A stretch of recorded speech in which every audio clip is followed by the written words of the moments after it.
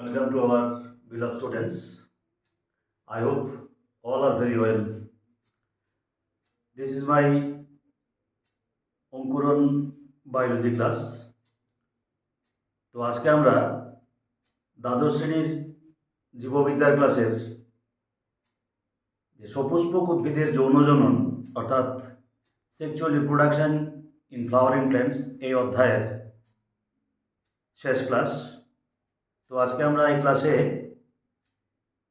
25টা সংক্ষিপ্ত উত্তর প্রশ্নসহ এবং 25টা এমসিকিউ আমরা দিয়ে দিচ্ছি। তো প্রথমে আমরা বাংলা মাধ্যমের এমসিকিউ এবং শর্ট কোশ্চেনগুলি নিয়ে আলোচনা করছি এবং পরে ইংরেজি মাধ্যমে প্রত্যেকটা প্রশ্নের উত্তর সহ আমরা দিয়ে দিচ্ছি। তো প্রথমে বলছি আমরা সংক্ষিপ্ত উত্তর। নাম্বার 1, অ্যান্থার কাকে বলে?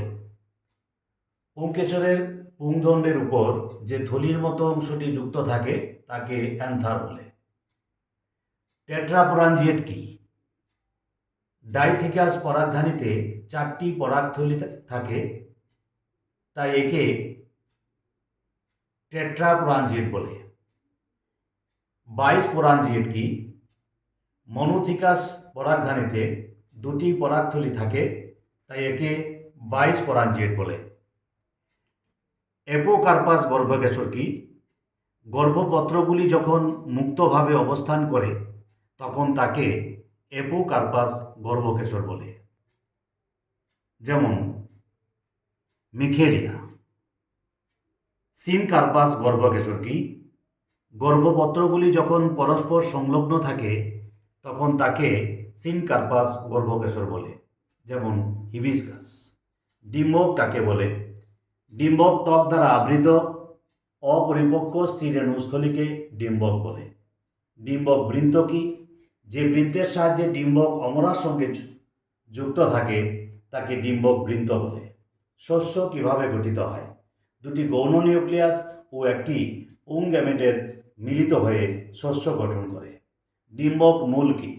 ডিম্বকের যে অংশ থেকে ডিম্বক ত্বক উৎপন্ন হয় তাকে ডিম্বক ত্বক বলে। বহুমুখ ডিম্বক কার ক্ষেত্রে দেখা যায়? সরিষা। ঊর্ধ্বমুখ ডিম্বক কার ক্ষেত্রে দেখা যায়? গোলমরিচ। জুফিলি কি? যেসব ফুলে প্রাণীর সাহায্যে পরাগ সংযোগ সংঘটিত হয় তাকে জুফিলি বলে। গর্ভাধান কি? পুংজননকোষ ও স্ত্রী জননকোষের মিলনকে গর্ভাধান বা নিষেক বলে। কোন কোন উদ্ভিদে দ্বিনিষেক লক্ষ্য করা যায়? রেরি, ভুট্টা, গম, ধান ইত্যাদি। নিউটেনি কি? লার্ভা দশায় যৌনতার পূর্ণতা প্রাপ্তিকে নিউটেনি বলে। নিউসেলার পলি অ্যাম্ব্রায়োনি কার ক্ষেত্রে দেখা যায়? ক্রিস্টেয়াস। কার ক্ষেত্রে নিষেকের পর স্ত্রী ফুলের বৃন্তক কুণ্ডলীকৃত অবস্থায় থাকে?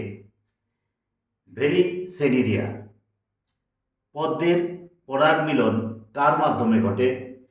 পতঙ্গের মাধ্যমে ঘটে। একটি বায়ুপরাগী ফুলের উদাহরণ দাও। ধান।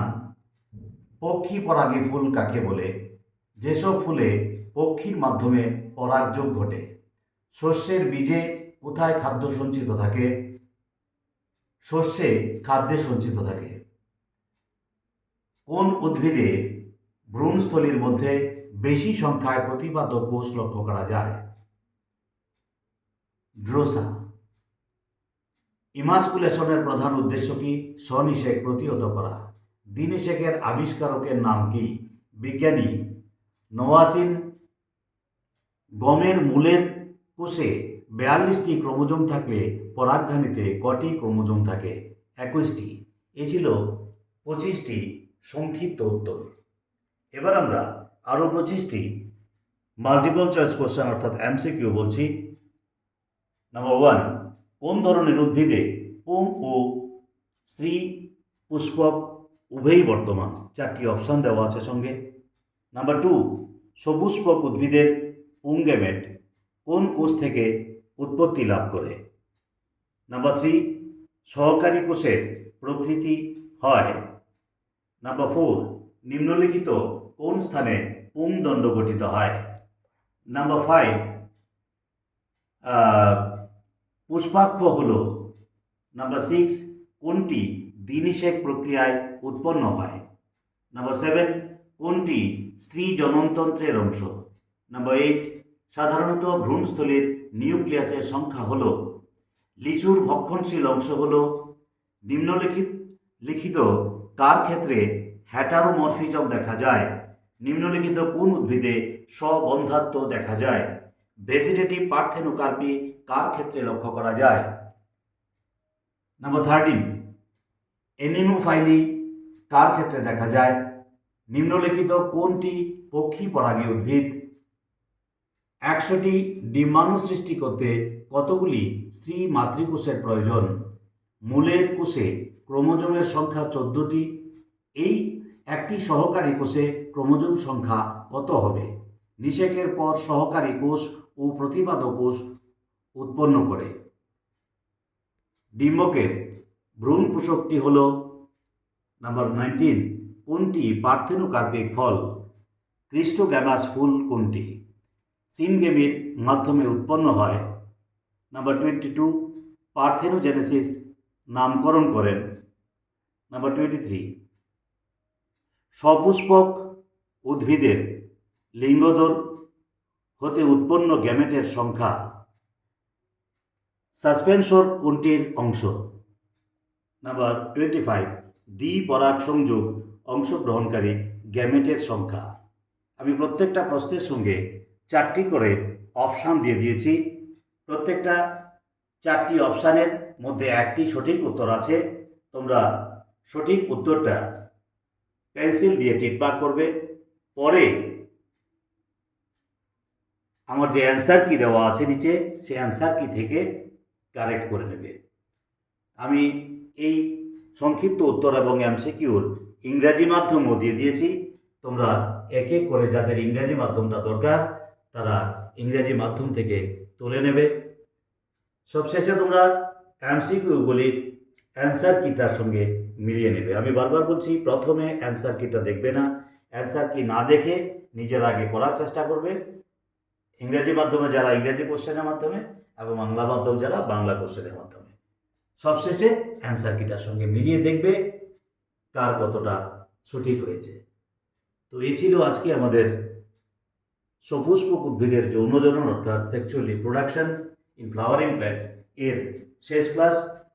পরবর্তী ক্লাসে আমরা পরের চ্যাপ্টার নিয়ে আলোচনা করব। তো আমি আবারও বলছি, আমি সবশেষে অ্যান্সার কিটা দিয়ে দিয়েছি, অ্যান্সার কির সঙ্গে এমসিকিউগুলি মিলিয়ে নেবে। তোমরা আমার এই অঙ্কুরণ বায়োলজি ক্লাসকে খুব বেশি বেশি করে লাইক করবে, শেয়ার করবে,